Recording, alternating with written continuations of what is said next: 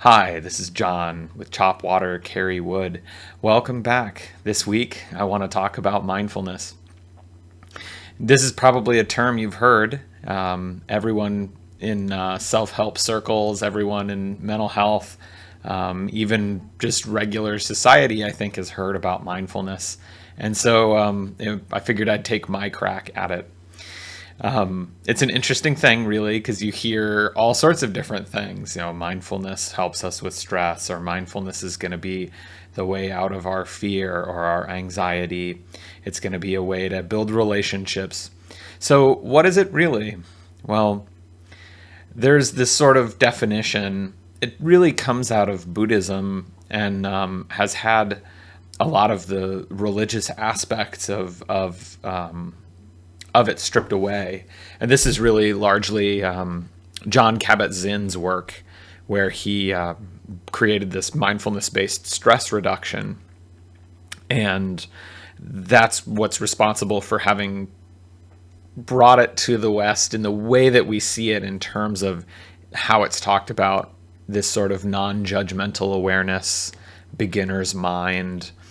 But I want to talk about, what is it practically? Practically speaking, mindfulness is being in a state where you're able to recognize your own recognition.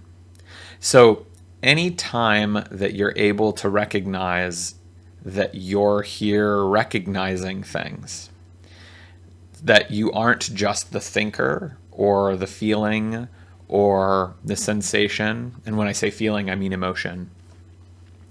So if you can recognize and you're in a state where you're noticing, oh, those are thoughts happening in my head and I'm seeing them or I'm witnessing them, that's mindfulness.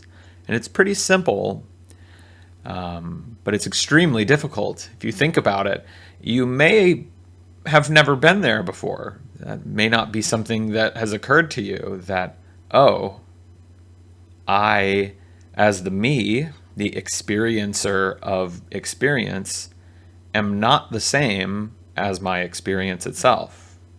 And take a moment. Maybe a thought came in your head. What is this guy talking about? You noticed that thought. So the you that noticed that thought is awareness. That is just you. The you that is that thought, the you that's connected to that thought, that thinks those thoughts, that's a little different. And that's kind of where we're all sort of stuck on a day-to-day basis. And I think when you recognize this, that I don't want to say separation or removal or even detachment, because you're not detached. You're simply recognizing you are not your thoughts. You're not your feelings. You're not the sensations that your body has. You are the awareness. So mindfulness is the state of recognizing you are this awareness. Well, then the question becomes, what do we do with that? And I'd like to answer that practically. How have you changed? How different does it feel to recognize that who you are as a presence that's aware of these things? How does that change how it feels to be the person you are? I think for me, it's been quite radical. It's been very fundamentally different. This idea that, and it's not even an idea, it's this practical experience, the practical experience of recognizing I am not my thoughts, I am not my feelings, and I'm not these sensations that are going on in my body. You can see very quickly how this would be practically quite useful if you're in immense pain or you're very angry with someone. The sooner that you can recognize you aren't that anger, you aren't that pain, the sooner you're going to be free to make decisions from a place of wisdom.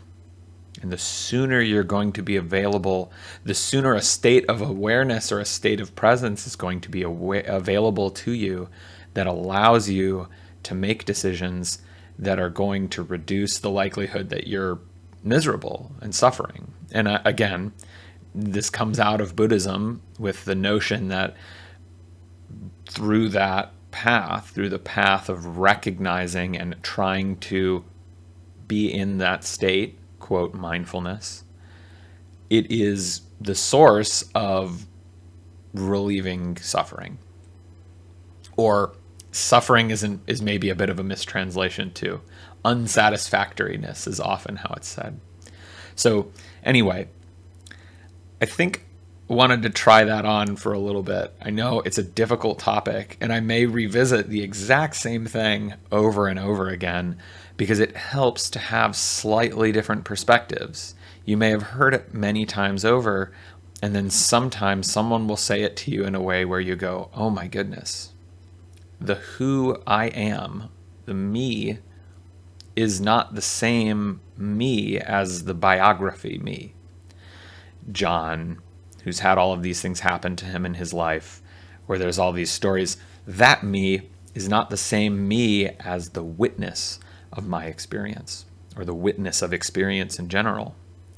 And you'll find quickly, I think, that this has a profound impact on the way that your life is lived. And so we'll talk a little bit more about how to do this, how to practice this, how to be aware of this, and what it will do for you in the future. But I wanted to get us started a little bit and dip our toes in the water of what exactly is mindfulness. What is it like to be who you really are? So hopefully this helps. And I look forward to seeing from you and hearing from you soon. Thanks.